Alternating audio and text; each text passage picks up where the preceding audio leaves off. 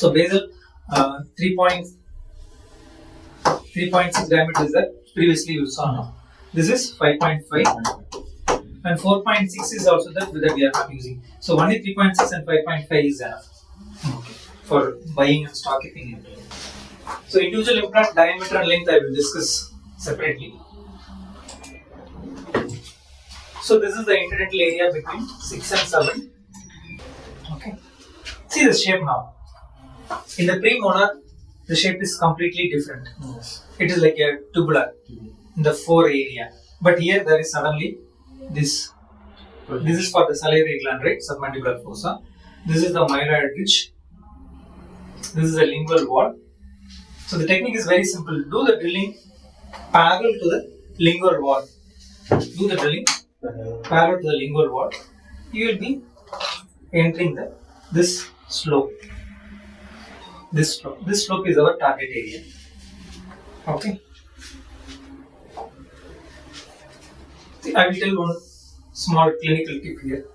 So this is the lingual wall. This is the myloid ridge. This is the wall. This is the lingual slope, right? This is the target area. Here you can engage the implant. The most depression point is this one. The most prominent point is this one. In between these 2 points, this is our target area. And okay. Below that, yes, here the myloid muscle is attaching. Okay, below this tongue is there. If you perforate the implant here, the tongue cannot feel this. Sorry, tongue is here. Tongue is here. I was confused. The tongue won't feel here. yes, Because it is protected by the myloid. But if you perforate here, the tongue will feel, the patient will always tell something is poking. So lingual, this is lingual cortical engagement. Okay. So this is one point. This is the myloid ridge. This is the most deepest point. This is another point. In between these 2 points, this is the target area. And one tip is, the inferior alveolar canal is never above this line. It is always below this. So you don't need a CBCT to protect the inferior now. Just keep the finger here. okay, Myloid ridge, feel the myloid ridge. Keep the finger here. Your drill you should feel the drill here. Okay, and drilling do parallel to the lingual wall.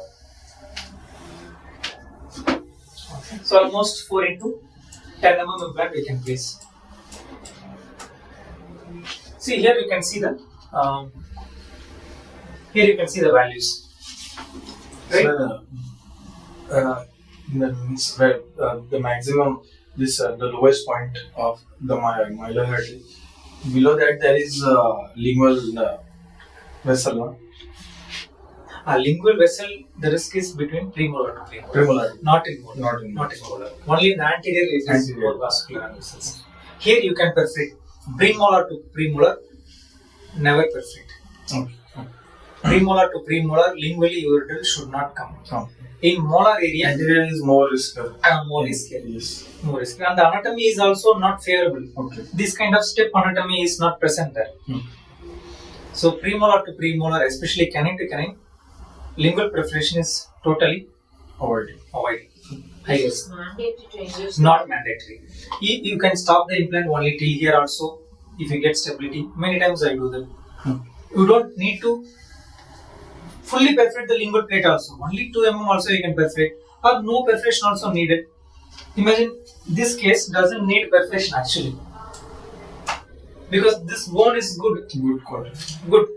But imagine if this bone is fully cancerous, then at the time it is better to get to surgery. If you see the cortical, the bone value, see this is the intramedullary bone. 600 is a good one. 300, 600 is very good one. If you want more good one, then you can come to the lingual bone. It is 1000. Either you can perfect like this and place implant like this, or place it just implant like this also. That's actually more simple, right? It will get good stability from this bone. Yes. This is the between 6 and 7. And another implant only where you have to try either here or in the mesial root. Yeah, here also it looks good. In between premolar and molar. See the canal here. So what we will do is, what we will do is, we will remove all the tooth. We will open the flap. We will do a bone leveling. We will expose the mental foramen. We will expose the mental foramen. But there is no need to expose the mental foramen because the socket is a landmark for us. Yes. The socket is present. If there is no socket is present, you can see the mental foramen. There is no need. If you want, we can see. Then we will execute this plan. Okay. So normally we say this junction, because in your junction is secondary molar landmark for the mental foramen. Yes. While giving it. So if tooth is not present, we can take that as a landmark. If there is no tooth, Okay. the best way is to open the flap. All others are rough things. Open the flap and see the mental foramen and do the drilling in front of the mental foramen. See if it is like this. So what I do is, imagine there is no tooth here, totally edentulous. Open the flap, locate the mental foramen. I mark the pencil here in the above the crest. Yes. So I do the drilling in front. Okay. See. Imagination also, no need for pencil. Just imagine this mental foramen is there, so I should not drill here. I should drill here. Okay. So we plan for 8, 1, 2, 3, 4, 5, 7, 8. Okay, we will evaluate the anterior implant test. It is in good position. See, it is. These threads are engaging this. Yes. These threads are engaging the buccal line. They are not getting support from the apical bone. They are getting mainly support from the Oh, sorry. buccal Of the cortical bones. cortical.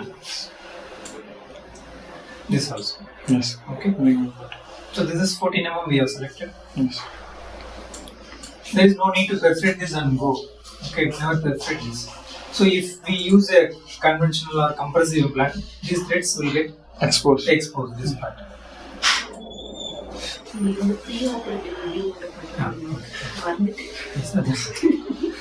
See here,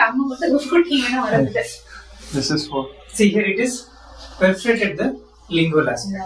This which we should have been avoided. Okay. Okay. So what we can, if possible, what we can do is we can retrieve this implant and we can select a shorter length. Okay. We don't know whether we can remove this. It was stable, right? See here, here it is. So this is the 4.28 mm. Right, mesial socket. Right, it is. See, this is the canal. We could have placed it still more longer also. So if we want, we can remove this and we can place it still more longer also, because the canal is here, I guess. Yes. This one is 3.510. You ask me, can we do lingual cortical or can we just place implant? We just placed implant, the stability was good. 360 degree it is surrounded by bone, the stability is also good. So we had already planned, right? Then how come it was perforated?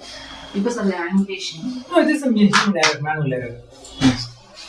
See, we kept this finger, no? The drilling should be went like this. That little bit angulated. Yeah, the Lingual. yes. The drilling should be like this. Okay. But we drill like this. So this is a human error. How to control this? Just feel I missed the feel. Maybe I would have perforated this. I would have felt the resistance. I should have respected and stopped it. Okay. But I disrespect the resistance. I thought the bone resistance is due to this intramedullary bone. Okay. But here. So left side. Good. This is 10 mm, right? Yes. No, 8 mm. 8 mm. 3.58 we placed. Okay. This is 4 into 8. Still more we can drive this. This thread is small. The canal is small.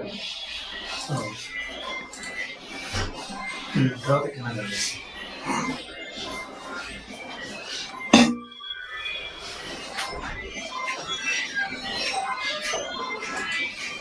Yeah, this this is recommended.